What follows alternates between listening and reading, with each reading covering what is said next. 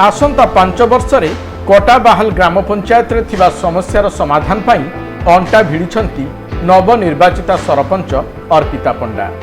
समस्या अनेक तेणु गोटे भी दिन हेला करने चाहूनाहांती सरपंच।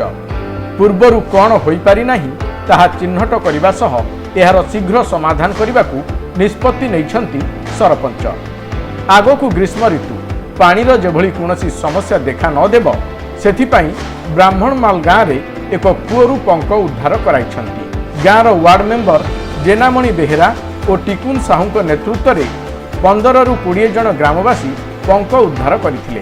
पानीर समस्या माने देखागला तार माने से निर्देश देले जे केतेटा पिला जीगिरी सफा करो आउ से निजे आसिकिरी भी माने साहाय्य कर लागले।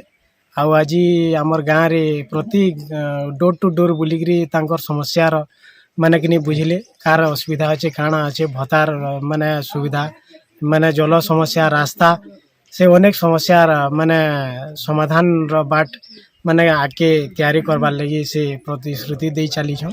सरपंच महाशय गाँव घर घर बुली लोकंक समस्या पचारि बुझिथिले और समाधान पाई प्रतिश्रुति देइथिले।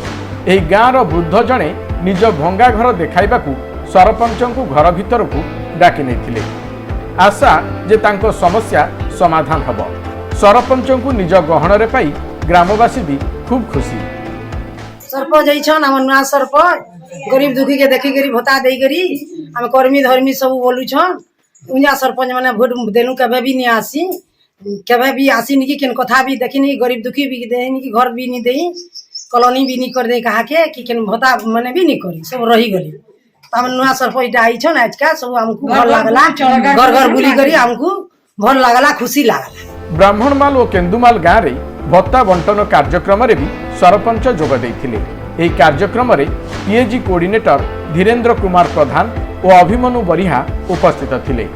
तेबे सरपंचक एभली काम देखि ग्रामवासी माने तांकु सबु प्रकार सहाय्य सहयोग करिवे बोली प्रतिश्रुति दैछंती।